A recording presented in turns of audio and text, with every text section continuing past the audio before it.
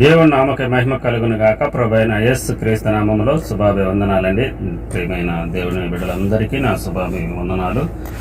దేవుని పరిశుద్ధ గ్రంథం మనం ఒకసారి చదువుకొని ప్రార్థనలో ఏకభావించుకుందాం. చదవబడిన వాక్యము మనం ఒకసారి విని బలపడదాము.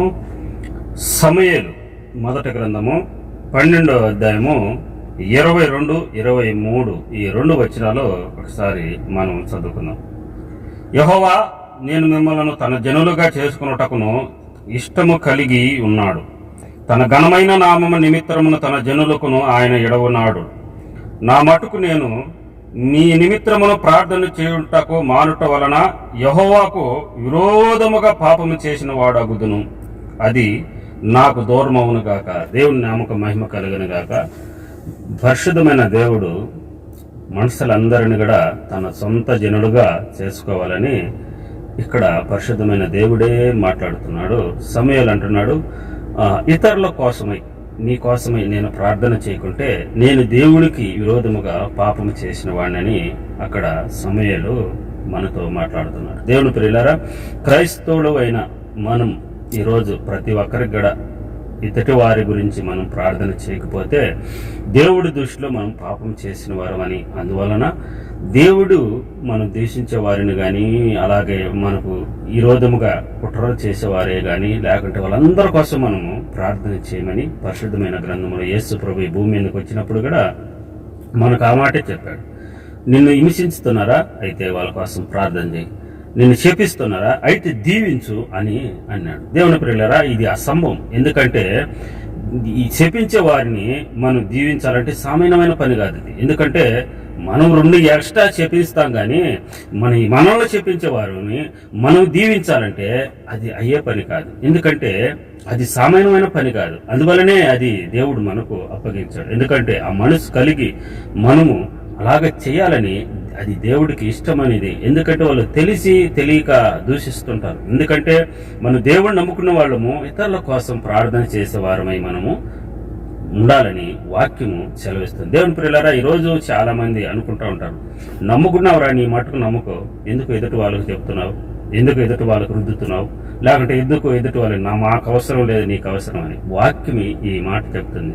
మీకోసము మీకు చెప్పకపోయినా, మీకు ఈ వాక్యము వివరించకపోయినా, మీకు ఈ మాట వినకపోయినా పాపము అని వాక్యం సెలవిస్తుంది. ఎందుకు పాపము అని మనం అడిగితే ఎందుకు పాపం వస్తుంది, మీకేం పాపం వస్తుంది, మీరు నమ్ముకున్నారు, మీరు బాగున్నారు, హాయిగా ఉంటుంది కదా, మీరు ఎందుకు పాపం వస్తుంది అని ఒకవేళ మనం ఒకవేళ అడిగితే దేవుడు మనతో చెప్తున్న మాట ఏంటంటే, యేసు క్రీస్తుని నమ్ముకున్న వారు ధన్యులు.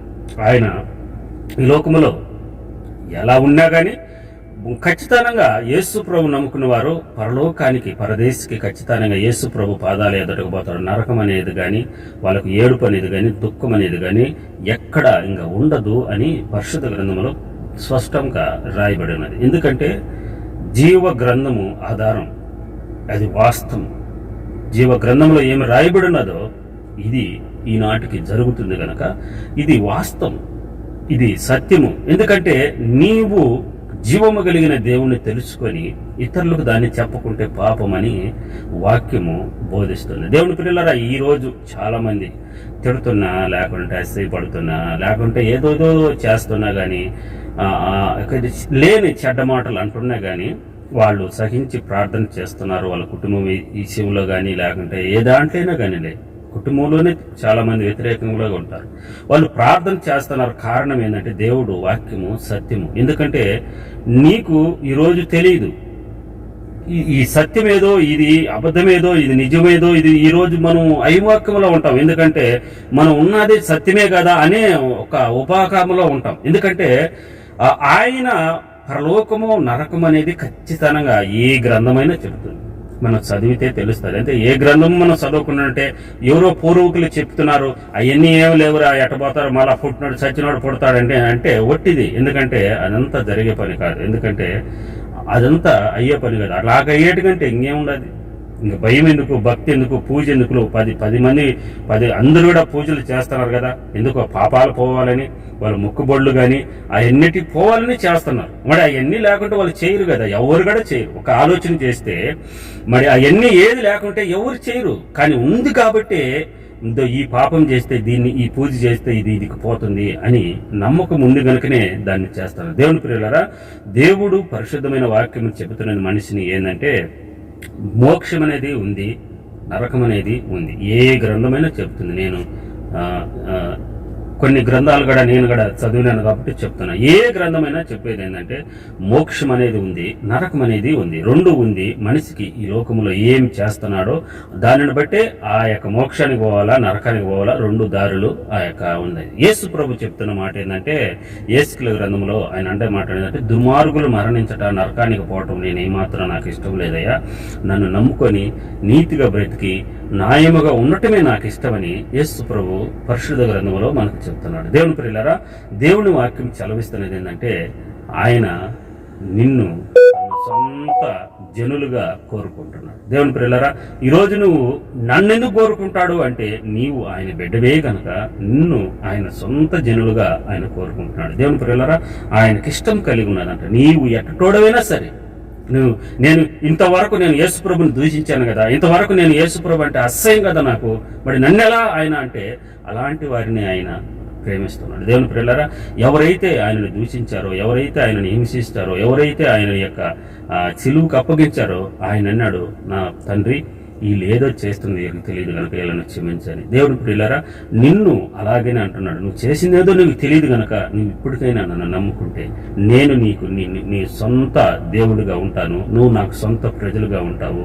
నేను నిన్ను నరకంలోంచి మార్గంలోకి తప్పిస్తాను అని యేసు ప్రభు సర్వమానవులకు చెప్తున్నాడు. దేవుని ప్రియులారా, దేవుడు వాక్యం చలవిస్తున్న మాట ఏంటంటే నా మటుకు నేను నమ్ముకొని నేను ఆనందంగా ఉండటం కంటే ఇతరులకు చెప్పి ఇతరులను కూడా ఆ ఆనందంలోకి నడిపించాలని ఆలోచన తప్ప ఏ చెడు ఆలోచన లేదు. ఎవరు ఇచ్చేది ఉండదు, ఎవరు పెట్టేది ఉండదు. ఎందుకంటే యేసు ప్రభులో సర్వశక్తి ఉంది, జీవం ఉంది, అన్నిటి నుంచి ఆయన తప్పించేవాడు, అన్నిటి నుంచి రక్షించేవాడు. ఆ జీవ మార్గంలోకి తెలుసుకోవాలంటున్నాము, కానీ తెలుసుకొని వచ్చేవారు చాలా మంది ఉన్నారు. అసూయ పడుకుంటా కోపగించుకుంటా ఉన్నవారు కూడా వాళ్ళు ఖచ్చితంగా దాంట్లోకి వస్తారు.